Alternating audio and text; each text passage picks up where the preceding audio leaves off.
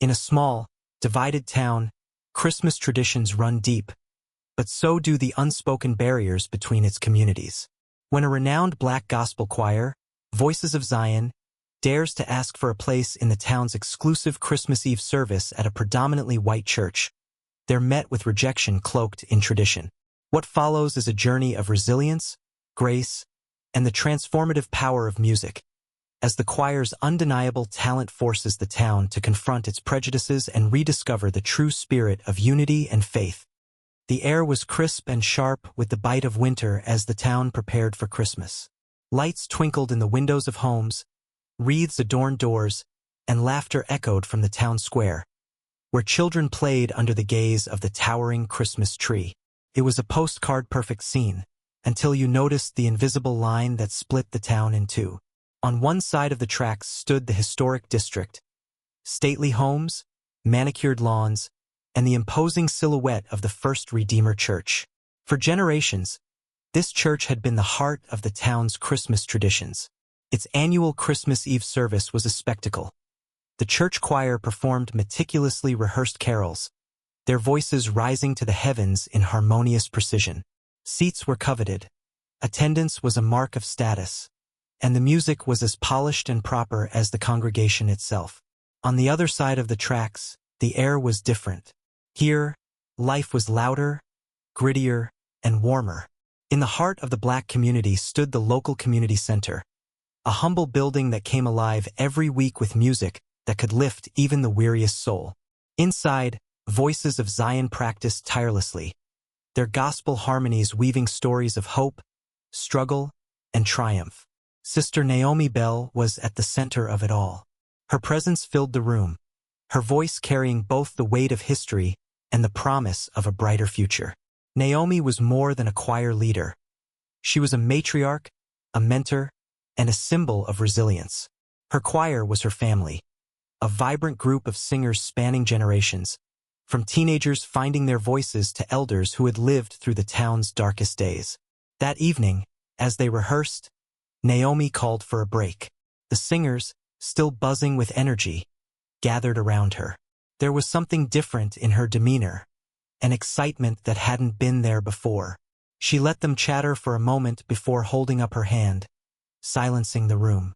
"I've been thinking," she began, her voice calm but filled with conviction. "Every year, this town gathers for that big Christmas Eve service at First Redeemer.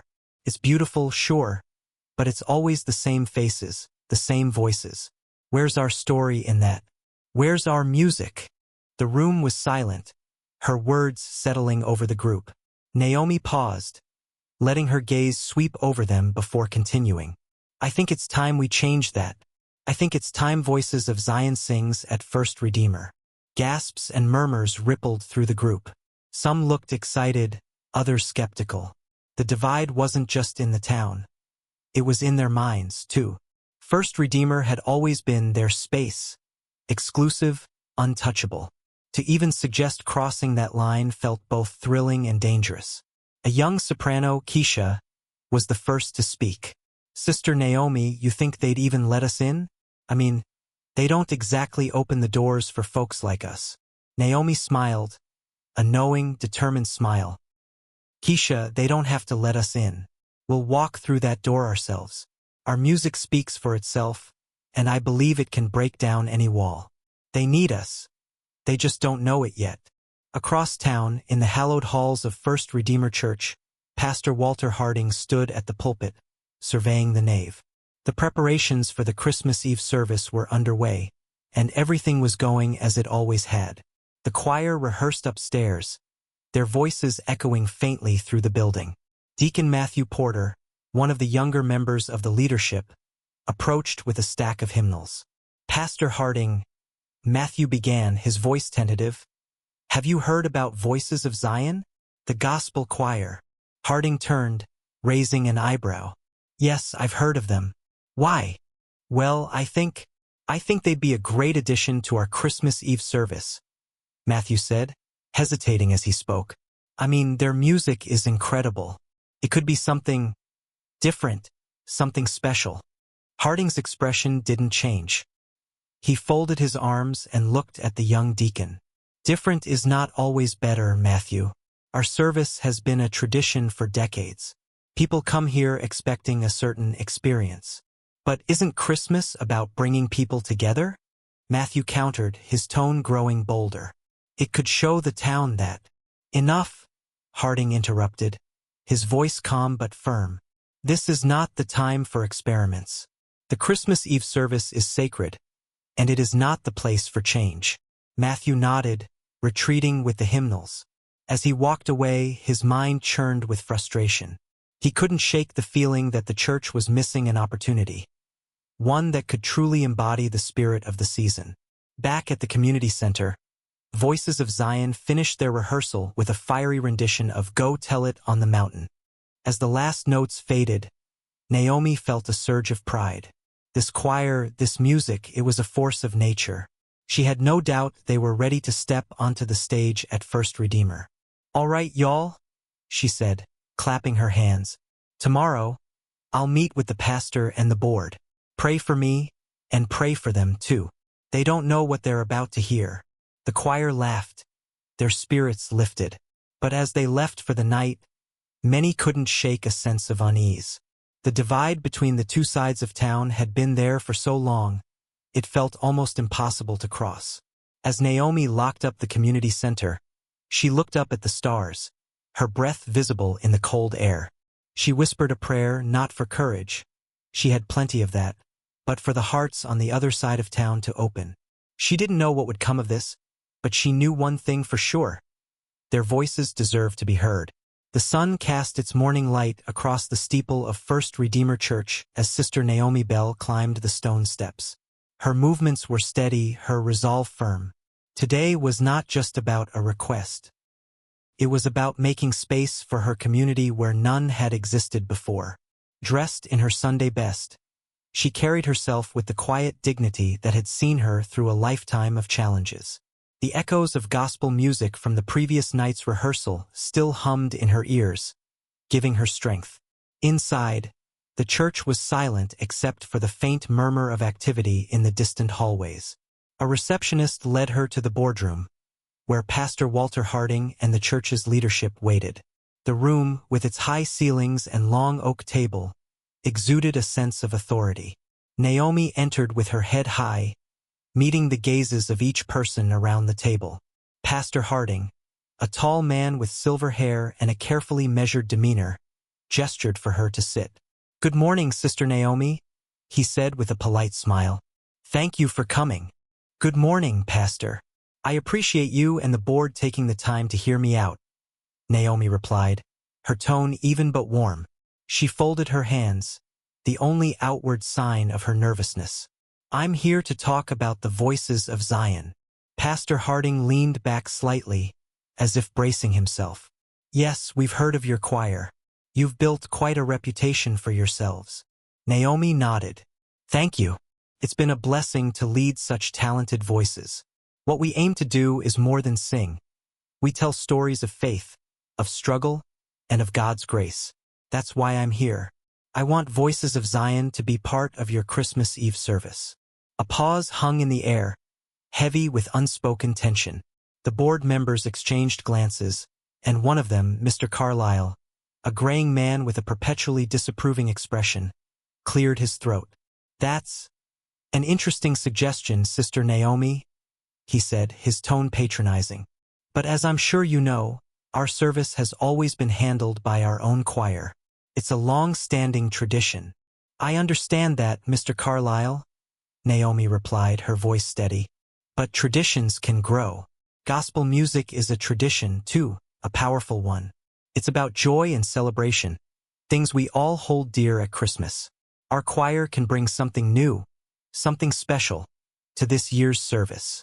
Another board member, Mrs. Avery, chimed in. "It's not that we don't appreciate gospel music, Sister Naomi, but the tone of our service is formal, very structured. Gospel might not fit the style our congregation is accustomed to." Naomi felt a flicker of frustration but didn't let it show.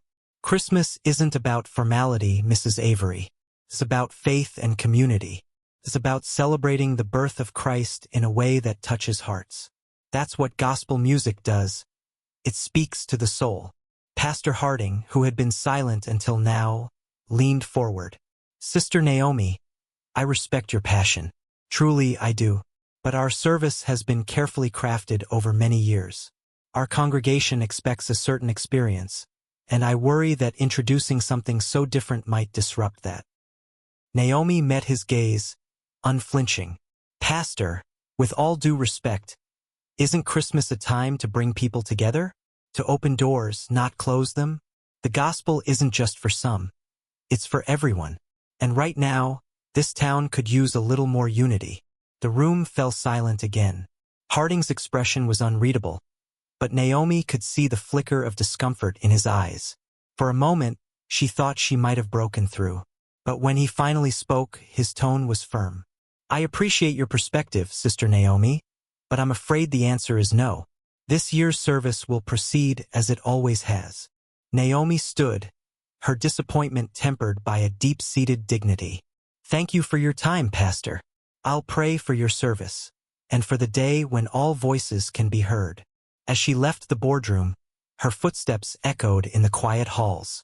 Outside, the winter air hit her face, bracing and sharp. She paused on the steps, letting the weight of the moment settle over her. The rejection stung, but it didn't break her resolve. Instead, it fueled her determination. Back at the community center, the choir was waiting, their faces anxious.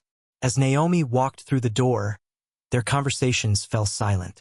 Keisha, the young soprano with a fiery spirit, was the first to ask, "Well, what did they say?" Naomi sighed, looking around at the eager faces. They said no. A murmur of frustration rippled through the group. Keisha threw up her hands. Of course they did. They don't want us there. They never have. Maybe it's for the best, muttered Deacon Samuel, one of the elders in the choir. We don't need their approval to sing for the Lord. Naomi raised her hand, and the room quieted. I know this hurts, but this isn't the end. We're not going to let their no define us. We're going to keep rehearsing, keep singing, because our music is too powerful to be silenced. We don't need their permission to lift our voices. Her words lit a spark in the group. The frustration gave way to determination, and they quickly launched into rehearsal. Their harmonies grew louder, bolder, carrying through the community center and spilling out into the street. As Naomi watched her choir sing, she felt the sting of rejection fade, replaced by a growing certainty. This wasn't over. Not by a long shot. Their voices would be heard one way or another. The rejection at First Redeemer Church didn't stop with Naomi. Like a stone dropped into a still pond, it sent ripples through the entire community. By the next morning, the news had traveled from the choir's rehearsal space to the pews of First Redeemer and beyond. Everyone had an opinion, and the town seemed to buzz with whispered conversations about what had happened and why. Naomi sat in her kitchen that morning, stirring sugar into her tea and gazing out the window. She could see the children of the neighborhood running down the street, their laughter ringing through the air. Normally, their joy would make her smile, but today her thoughts were heavy. She had faced rejection before, too many times to count, but this felt different. This wasn't just about her or the choir. It was about what their music represented. It was about dignity. Her phone buzzed, snapping her out of her thoughts. Picking it up, she saw Keisha's name on the screen. She sighed and answered, "Morning, Keisha." "Sister Naomi, you need to see this," Keisha said, her voice tight with urgency. "It's all over Facebook. People are talking about us, about the church." Naomi frowned. "Talking about us? What do you mean?" "I'll send you the link. Just take a look." Within moments, her phone buzzed again with the notification. Clicking on the link, Naomi was taken to a post by one of First Redeemer's younger congregants. The post, written in a voice brimming with outrage, detailed the church's refusal to allow Voices of Zion to perform at the Christmas Eve service. The writer questioned the decision, calling it a missed opportunity for true unity.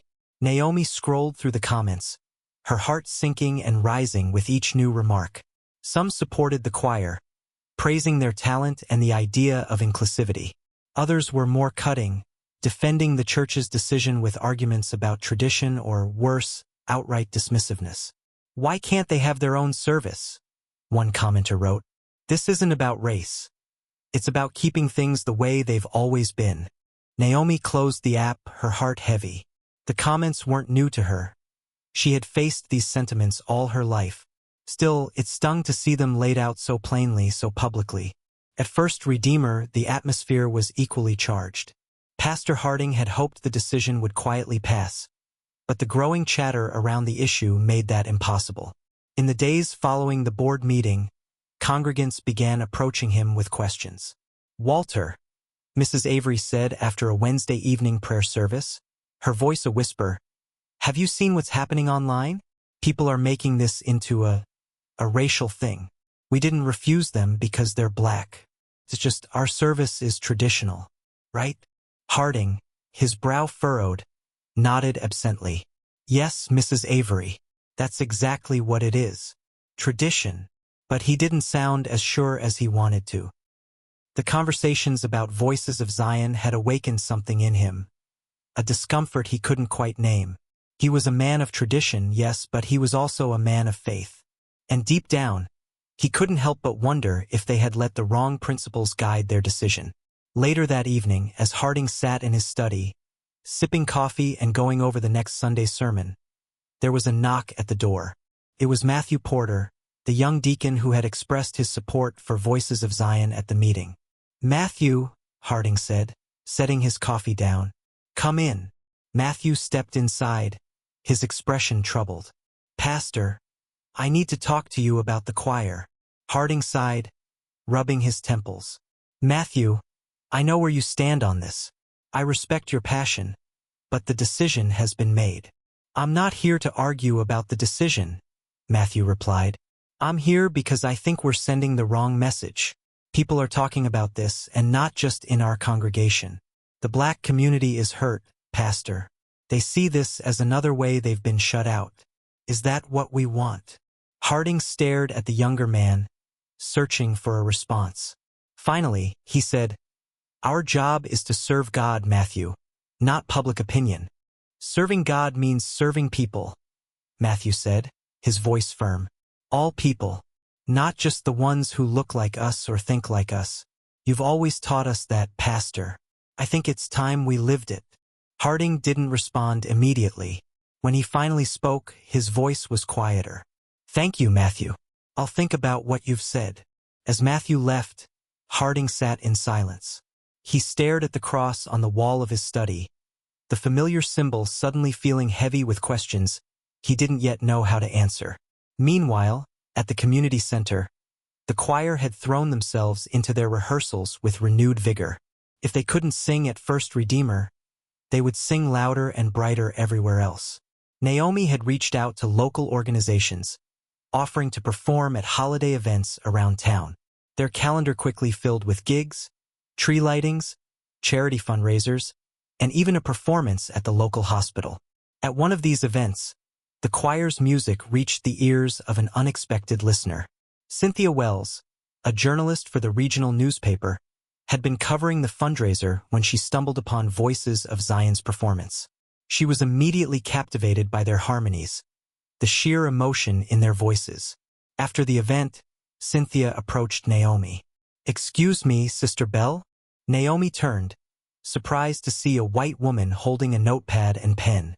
"Yes, I'm Cynthia Wells. I write for the Southern Gazette. I just heard your choir perform and I don't even have words. You're amazing." "Thank you," Naomi said, smiling. "We've been blessed with a lot of talent." "I'd love to write a piece about you," Cynthia said. "I think more people need to know about the incredible work you're doing and, well, I've also heard about what happened with First Redeemer. If you're willing to talk about it, I'd like to include your perspective." Naomi hesitated. She had been raised to avoid making waves, to navigate rejection with grace. But she also knew this was bigger than her.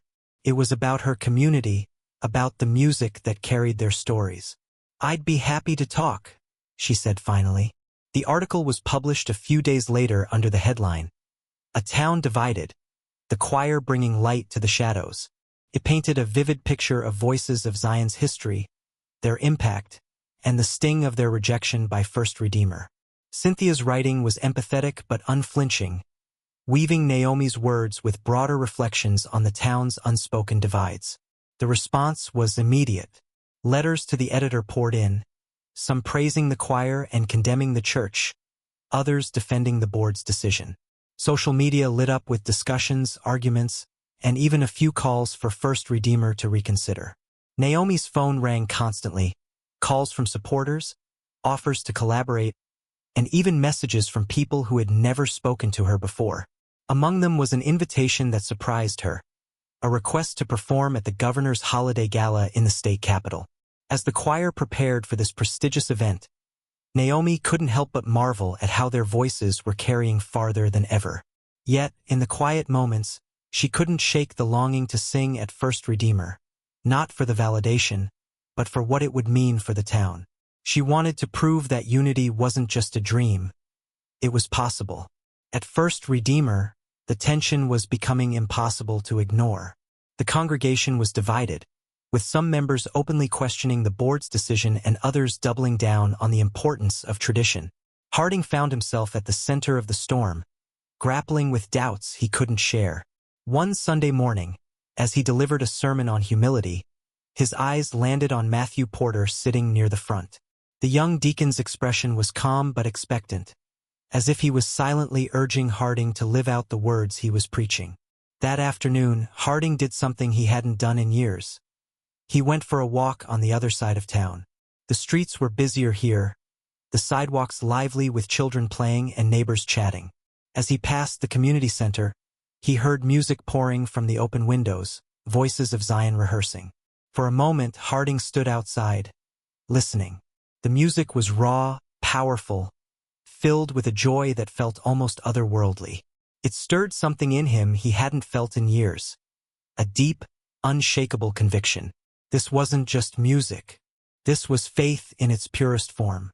He didn't go inside. Instead, he walked away, his mind racing. By the time he returned to the church, he knew he couldn't stay silent any longer. At the next board meeting, Harding addressed the room with an authority that silenced any murmurs before they began. "I've been doing a lot of thinking," he said, his voice steady, "about Christmas, about what it means to honor Christ. And I believe we made a mistake when we turned down Voices of Zion." Mrs. Avery gasped softly. Mr. Carlyle sat forward, his brows furrowed. "Pastor, you can't be serious. The backlash isn't what matters," Harding interrupted. "What matters is doing what's right. We've let our traditions blind us to the bigger picture. This choir isn't asking for charity. They're offering us a gift, and we need to accept it." The board was stunned into silence. Finally, Matthew spoke. "Thank you, Pastor. I couldn't agree more." It wasn't unanimous, but the board voted to extend an invitation to Voices of Zion. Harding made it clear that the invitation would come with no conditions. They would perform their way, bringing their full, unapologetic gospel energy to the service. When Naomi received the call, she was surprised but composed. She listened carefully as Harding explained the board's decision, his voice tinged with humility. "Will you join us?" he asked. Naomi's response was measured but firm. "We'll come, but we'll sing our way. No compromises." "Of course," Harding replied. "We wouldn't want it any other way." As Naomi hung up, she sat in silence for a moment, letting the weight of the moment settle. Then, with a deep breath, she rose to tell the choir the news. They were going to sing at First Redeemer, and they were going to do it their way. The days leading up to Christmas Eve carried a weight unlike any in the town's recent history. The news of Voices of Zion's upcoming performance at First Redeemer spread like wildfire. It was a bold decision, one that thrilled some and infuriated others. For many, it felt like a moment of long overdue progress. For others, it was an unwelcome disruption to cherished traditions. At the community center, the energy was electric. Voices of Zion threw themselves into rehearsals with more vigor than ever before. Every note, every harmony was polished until it gleamed. Naomi pushed them hard, but she also reminded them of the bigger picture. "This isn't just a performance," she said one evening, her voice steady but filled with emotion. "This is a message that says we belong, that our voices matter. And when we sing on Christmas Eve, we're not just singing for us. We're singing for every person who's ever felt shut out." Keisha, who had grown into one of the choir's most vibrant soloists, raised her hand. "Sister Naomi, are you scared?" Naomi smiled softly. "I'd be lying if I said no. But fear doesn't lead us. Faith does." The room erupted in applause, and as the choir returned to their practice, Naomi felt a sense of pride swelling in her chest. Whatever happened that night, they would leave their mark. At First Redeemer, the atmosphere was more conflicted. The church board had announced the decision during the previous Sunday service, and the reactions had been mixed. Some congregants had applauded the move, viewing it as a step toward unity. Others, however, were less than enthusiastic. "It's a mistake," Mrs. Avery muttered to Mr. Carlyle as they stood in the nave after the service. "This isn't the kind of music our congregation wants to hear." "It's not just the music," Carlyle replied, lowering his voice. "It's the principle. We've always kept things consistent. Now we're inviting chaos." Nearby, Matthew overheard their conversation. He approached, his face calm but resolute. "It's not chaos," he said. "It's courage. And it's about time we showed some." Carlyle frowned. "You're young, Matthew. You don't understand how delicate these traditions are." "No," Matthew replied, his voice firm. "I understand exactly how fragile they are. And that's why we need to change them." Carlyle opened his mouth to argue, but Matthew had already walked away. As the day of the service approached, the tension spilled into the town itself. Local businesses became battlegrounds for debates, with customers and shopkeepers arguing over the church's decision. Even in the Black community, opinions varied. While most supported the choir, a few voices of dissent warned against placing too much hope in the gesture. "What if it's just a performance and nothing changes?"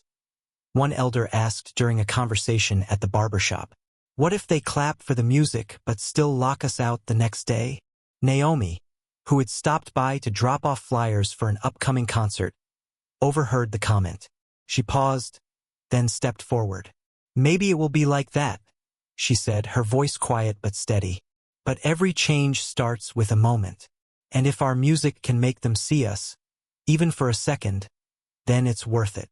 The elder nodded thoughtfully, and the room fell silent. On Christmas Eve morning, the town buzzed with anticipation. At First Redeemer, the church was being transformed for the evening service. Garlands of holly draped the pews, candles lined the windows, and the altar glowed with the soft light of a dozen flickering lanterns. The church choir rehearsed upstairs, their voices drifting down like whispers. But there was an edge in the air, a sense of uncertainty about what the night would bring. In the pastor's study, Harding sat at his desk, flipping through his Bible. His sermon was written, the pages carefully marked, but he couldn't focus. His mind kept drifting to Voices of Zion, to the music he had heard that night outside the community center. There was a knock at the door and Matthew entered. "Pastor," he said, "I just wanted to check in. How are you feeling about tonight?" Harding sighed. "Nervous. I'm not sure what to expect." "That's not a bad thing," Matthew said, smiling faintly. "Sometimes God works best when we're not sure what's coming." Harding nodded, though his expression remained pensive. "I just hope we're ready for whatever this means." Across town, the community center was alive with activity. The choir gathered early to pray, their voices blending in a soft, spontaneous hymn that filled the room with warmth. Afterward, they went through one final rehearsal, their harmonies soaring with a mix of precision and passion. As the rehearsal ended, Naomi gathered them in a circle. "Tonight is more than a performance," she said, looking at each of them in turn. "It's a testimony. No matter what happens, remember why we're doing this. Remember who we're singing for." Keisha raised her hand. "And if they don't like it?" Naomi smiled. "Then we'll sing louder." The room filled with quiet laughter, the tension easing slightly. As they loaded into their cars to head to the church, the nerves returned, but so did the determination. By the time the service began, the church was packed. The pews overflowed with congregants, many of them eager to witness the historic moment. Among the crowd were members of the Black community, some stepping foot in First Redeemer for the first time in their lives. The air buzzed with anticipation, curiosity, and more than a little unease. The service opened as it always did, with the church choir performing a series of traditional carols. Their voices were lovely, their harmonies crisp, but there was an air of routine about their performance. The congregation clapped politely after each song, their attention fixed on what was to come. Finally, Pastor Harding stepped to the front of the nave. His voice carried through the sanctuary, steady but tinged with emotion. "Tonight," he began, "we are blessed to be joined by a group of extraordinary musicians. Voices of Zion is more than a choir. They are a testament to the power of faith and the beauty of music. Please join me in welcoming them." The room erupted in applause, some enthusiastic, others hesitant. As Voices of Zion took their place at the front of the church, Naomi stood tall, her presence commanding. She stepped forward, raised her hand, and with a single nod, the choir began. Their opening notes were soft, almost tentative, but they quickly built into a powerful crescendo. The music filled the sanctuary, wrapping around the congregation like a warm embrace. Their gospel harmonies, rich and vibrant, stood in stark contrast to the polished formality of the earlier carols. This was music that lived and breathed, music that reached into the soul and pulled out emotions long buried. The congregation sat in stunned silence, many of them visibly moved. Tears streamed down faces that had been skeptical just moments before. Even Carlyle, who had been so opposed to the performance, found himself gripping the edge of the pew, his eyes glistening. When the choir finished their first song, the room was silent for a moment before erupting into applause. Naomi stepped forward again, her voice steady but filled with emotion. "This is the music of our faith," she said.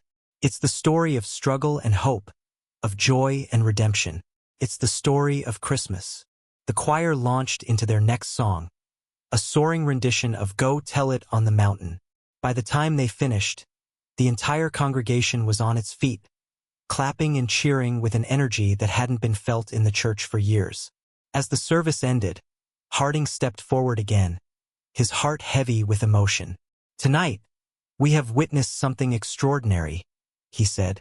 "Thank you, Voices of Zion, for reminding us what Christmas is truly about." Naomi nodded graciously, and as the congregation began to leave, many approached the choir to offer their thanks and admiration. For some, it was a simple exchange of words. For others, it was the beginning of a deeper reckoning, a realization that the divide they had accepted for so long could no longer stand. Outside, the choir gathered together, their faces shining with joy. Naomi looked at them, her heart full. "We did it," she said softly. Keisha grinned. "No, Sister Naomi. God did it." As they left the church, the sound of their voices lingered in the air, a melody that carried hope, healing, and the promise of change. The echoes of Voices of Zion's performance lingered long after the last note had faded. The night had been electric, filled with emotion that transcended the boundaries of race, tradition, and expectation. For many, the music had been a revelation, but as the town woke the next morning, the reality of change settled in, stirring both excitement and resistance. At the community center, the choir was jubilant. The energy from their Christmas Eve performance carried into their conversations, laughter filling the air as they recounted moments from the night before. Keisha had become the center of attention, reenacting her solo with exaggerated flair, drawing peals of laughter from her fellow choir members. Naomi stood at the edge of the room, watching her choir with quiet pride. Yet, beneath her satisfaction lay a cautious hope. She had seen the faces in the congregation the night before, some moved to tears, others smiling hesitantly, and a few with expressions of barely concealed discomfort. It was progress, but it wasn't yet change. Her thoughts were interrupted when the door opened, and Cynthia Wells, the journalist from the Southern Gazette, stepped inside. The choir fell silent, turning to look at her with curiosity. "Good morning," Cynthia said, smiling warmly. "I just wanted to stop by and thank you all. That performance last night, it was incredible. You did something truly special." Naomi stepped forward, shaking Cynthia's hand. "Thank you. We're grateful you could be there." "I'd love to write a follow-up piece," Cynthia said. "Something about what last night meant for the town, and for you all." Naomi hesitated. She could feel the weight of the moment, the importance of framing their story carefully. After a pause, she nodded. "We'd be happy to talk." Across town, the reaction at First Redeemer was more mixed. While many congregants had been deeply moved by the performance, others clung to their skepticism. In the days following the service, small groups gathered in coffee shops and homes, dissecting what had happened. "It was powerful," Mrs. Avery admitted reluctantly during a conversation with her neighbor. "But it's not what we're used to. I hope they don't think this means the service will change permanently." Her neighbor nodded. "It's fine for one time, but every year, it might alienate some of our congregation." At the church, Pastor Harding found himself at the center of these conversations, fielding questions and concerns from all sides. Some praised his decision, calling it a necessary step toward unity. Others accused him of bowing to pressure, suggesting the invitation had been a political move rather than a spiritual one. Late one evening, Harding sat alone in the sanctuary, the stillness of the church pressing down on him. The flickering candlelight illuminated the cross above the altar, and for the first time in years, he felt uncertain. Had he done the right thing?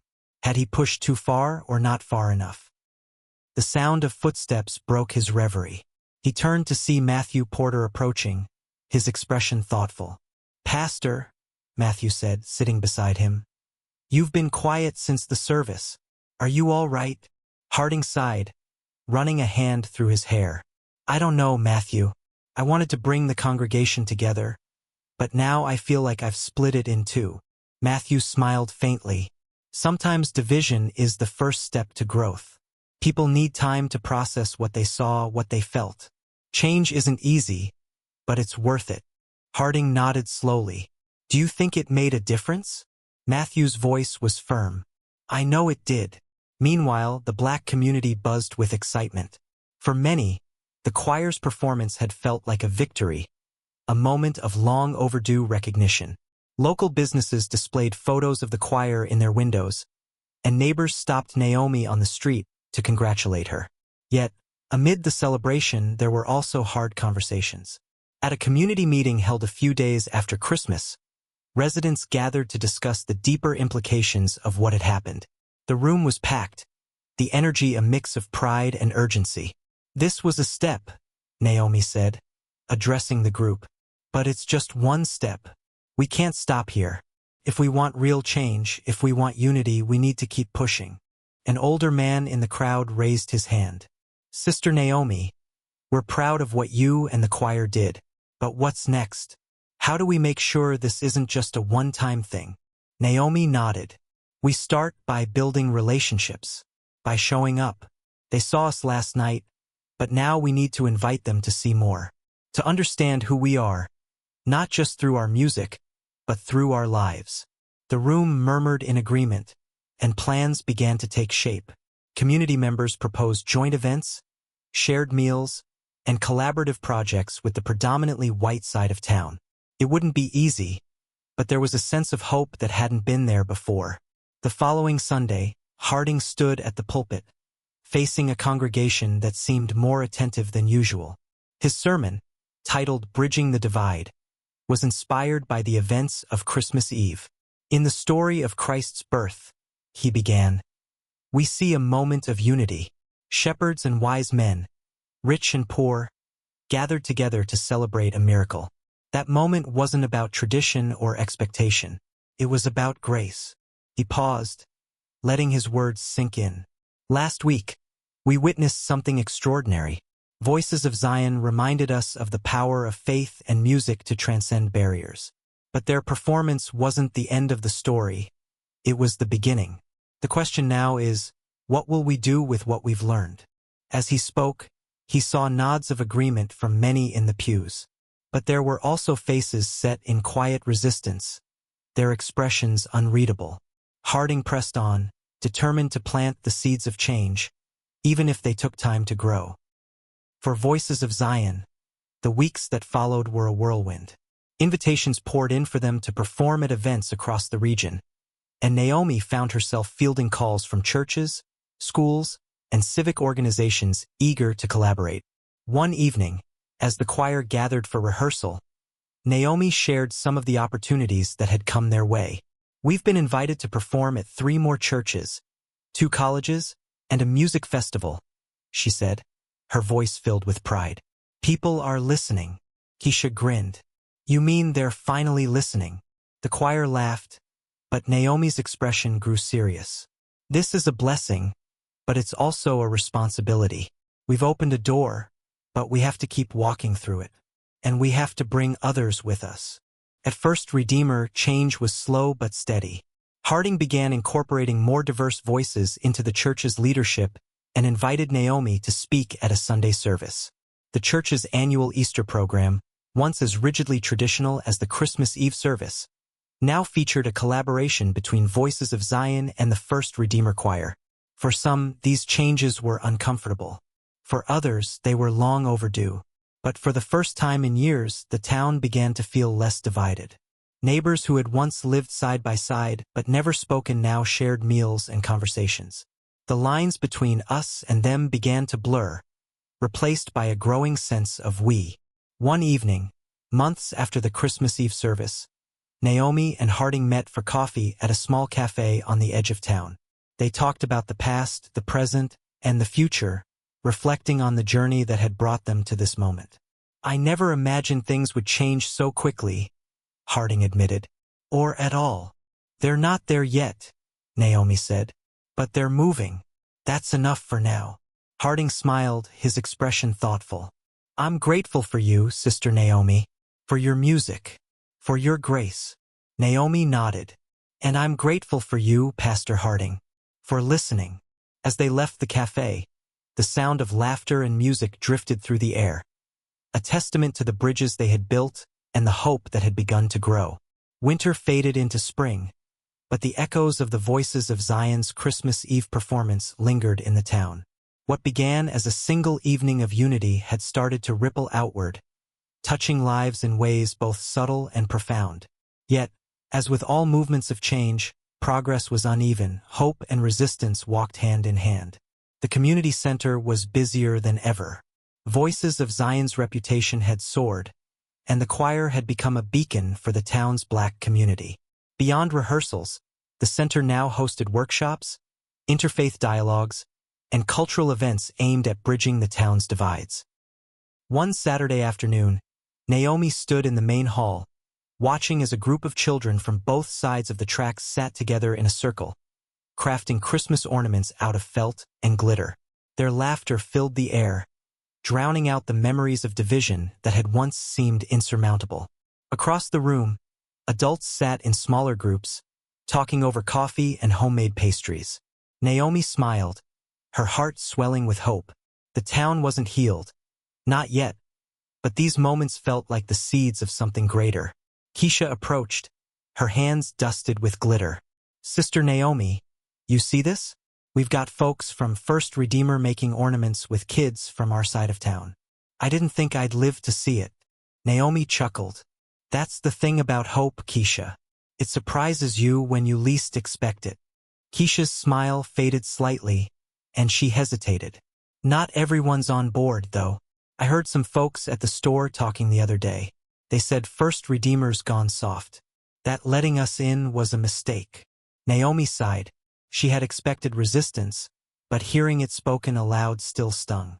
"Change takes time," she said, placing a hand on Keisha's shoulder. "And not everyone will welcome it. But we keep going. We keep singing." At First Redeemer, the undercurrents of discomfort remained. Some congregants had embraced the shift toward inclusivity, while others struggled with the church's new direction. Pastor Harding had become a polarizing figure, praised by some for his courage and criticized by others for what they saw as a betrayal of tradition. One Sunday morning, after a sermon on forgiveness, Harding lingered in the sanctuary. A middle-aged couple approached him, their expressions tense.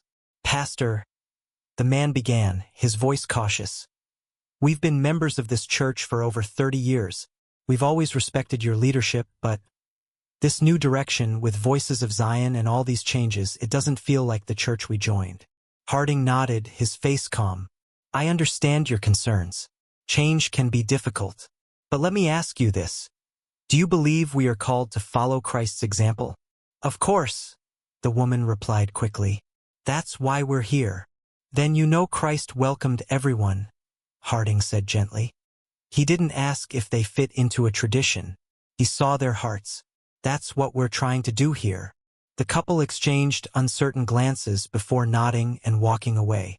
Harding watched them go, his heart heavy but resolute.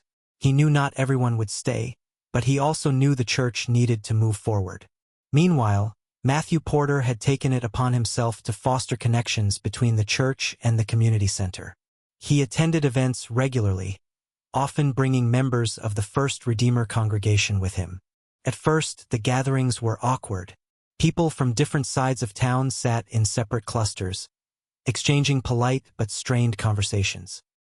But over time, barriers began to crumble. At one event, a potluck dinner, a young boy from the black community invited an older white man to join him in a game of dominoes. The man hesitated, then sat down. Within minutes, they were laughing and chatting as if they had known each other for years. Matthew, watching from across the room, felt a surge of hope. Moments like this were small, but they mattered. As spring turned to summer, plans for the next major collaboration began to take shape. Naomi and Harding had been meeting regularly, discussing ways to keep the momentum going. They decided on a joint summer music festival, a day of performances, food, and fellowship designed to celebrate the town's diversity. The festival would feature both Voices of Zion and the First Redeemer Choir, as well as other local musicians from different cultural traditions. It was an ambitious plan, and not everyone was eager to participate. "I'm not sure this is a good idea," Mrs. Avery said during a board meeting. "A festival? On church grounds? It might send the wrong message." "What message would that be?"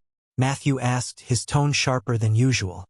"That we believe in unity, that we want to celebrate the gifts God has given to everyone in this town." Mrs. Avery flushed but said nothing. Harding stepped in, his voice calm. "This is an opportunity to show what our church stands for. Not just tradition, but faith. Faith in action." The board eventually approved the plan, though not without grumbles. Harding left the meeting feeling both victorious and exhausted. The pushback was wearing on him, but the vision of what they were building kept him moving forward. The festival planning consumed the next several months. Volunteers from both sides of town worked together, hammering out details and sharing responsibilities. The collaboration wasn't always smooth. There were disagreements over everything from the choice of vendors to the layout of the event. But the act of working together forced people to engage with one another in ways they hadn't before. On the day of the festival, the church grounds were transformed. Booths lined the walkways, offering everything from homemade jams to crafts and books. A stage had been set up in the center, draped in colorful banners that read, "A Celebration of Community." The day began with a joint performance by Voices of Zion and the First Redeemer Choir. Their voices blended seamlessly, filling the air with harmonies that brought tears to many eyes. As the music swelled, Naomi caught Harding's gaze from across the stage. They exchanged a small nod, a silent acknowledgement of how far they had come. Throughout the day, the festival buzzed with energy. Children ran between booths, their laughter echoing above the music. Old friends reconnected, and new friendships began to form. By the time the sun began to set, the festival felt like a turning point, a glimpse of what the town could become. That evening, as Naomi and Harding stood together surveying the festival grounds, they shared a quiet moment of reflection. "This is just the beginning," Naomi said, her voice soft but certain. Harding nodded. "And it's a good beginning." As the final notes of music faded into the night, the town felt different. Not perfect, not healed, but on its way. And that was enough.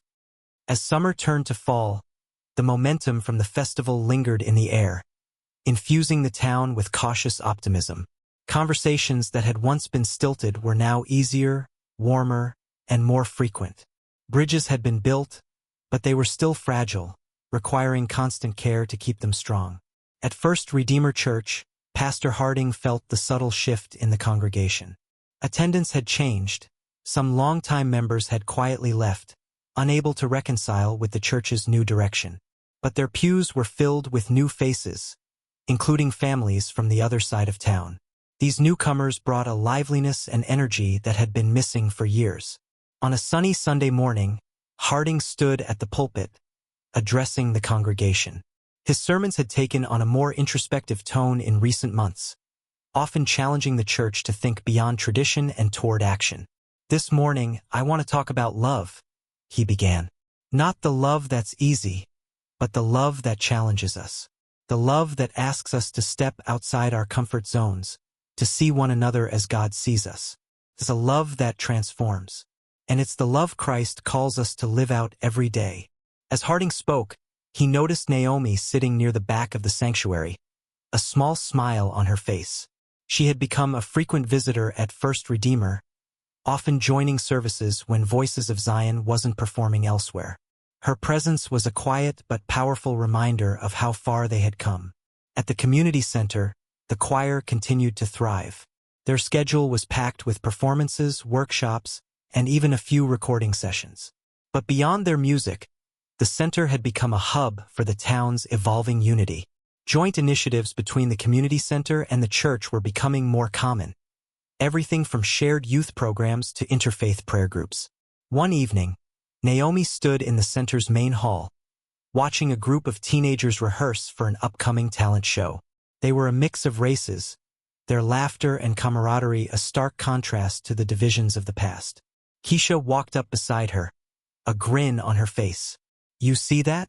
They're just kids, but they're already showing us how it's done." Naomi smiled. "They're the future, Keisha. And if we do this right, they'll grow up in a town that doesn't need bridges because the walls were never there." Keisha nodded thoughtfully. "Do you think we'll get there?" Naomi's expression grew serious. "I think we're closer than we were, and that's enough to keep going." In the town itself, changes were becoming visible. Businesses that had once catered exclusively to one side of the tracks now saw a more diverse clientele. Schools began hosting joint cultural events, and the local library added programming to celebrate the town's varied history. Small steps, but meaningful ones. One of the most notable changes came in the form of a mural. A group of local artists, led by members of both communities, painted it on the wall of a building in the town square. It depicted two hands reaching for one another, surrounded by symbols of unity. A gospel choir, a church steeple, a tree with deep, intertwining roots. Beneath it, the words "One Town, One Voice" stood bold and proud. The mural quickly became a source of pride, drawing visitors from neighboring towns. It was a reminder of what had been accomplished and what was still possible. Yet, progress wasn't without resistance. In small pockets of the town, resentment simmered.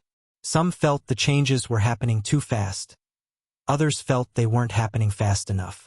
At town hall meetings, debates grew heated, old prejudices flaring up like embers in dry grass. At one such meeting, held to discuss plans for a joint holiday parade, tensions reached a boiling point. A man from the historic district stood, his voice tight with frustration. "I don't see why we have to change everything all at once. Can't we keep some traditions the way they've always been?" A woman from the other side of town responded sharply. "You mean your traditions? What about ours? Don't they matter?" The room buzzed with murmurs, the divide threatening to widen again. Naomi, who had been sitting quietly in the back, rose to her feet. The room fell silent as she walked to the center. "This isn't about whose traditions are better," she said, her voice calm but firm. "It's about creating something new together, something that reflects all of us. Yes, it's hard. But if we let fear win, if we let pride keep us apart, then we lose everything we've worked for." Her words hung in the air, and slowly, the tension began to ease. The meeting ended with cautious agreement, a reminder that unity was a process, not a destination.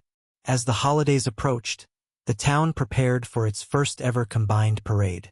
It was a monumental undertaking, with floats representing both communities and performances by local artists. Voices of Zion and the First Redeemer Choir would close the event with a joint rendition of Silent Night. On the day of the parade, the streets were lined with people from every corner of the town. Children waved flags, and families cheered as floats passed by. The atmosphere was festive, filled with an energy that felt almost sacred. When the final float came to a stop, the crowd fell silent as the two choirs stepped forward. Dressed in a mix of traditional robes and colorful gospel attire, they began to sing. Their voices rose in perfect harmony, carrying through the crisp winter air. As they sang, Naomi spotted Harding standing near the front of the crowd, his face alight with emotion. He caught her eye and smiled, and in that moment, the weight of the past seemed to lift, leaving only the promise of what was to come. When the last note faded, the crowd erupted into applause. It wasn't just for the music. It was for the town, for the journey they had taken together, and for the hope of a future that felt brighter than ever. That evening, as the town settled back into its quiet rhythm, Naomi and Harding sat together in the now-empty sanctuary of First Redeemer. The only light came from the candles flickering on the altar. "Tonight was beautiful," Harding said, his voice soft. Naomi nodded. "It was. But there's still work to do." "There always is," Harding replied. "But tonight we saw what's possible. And that's enough to keep going." Naomi smiled. "Yes, it is." As they sat in silence, the sound of the choir's harmonies seemed to linger in the air, a reminder of how far they had come and how far they still had to go. Together, they had turned a moment of exclusion into a movement of transformation. And as the candles burned low, they knew the light they had kindled would never be extinguished. A year had passed since Voices of Zion first sang at First Redeemer Church. The town, once divided by invisible but impenetrable barriers, now stood as a testament to the power of persistence, grace, and unity.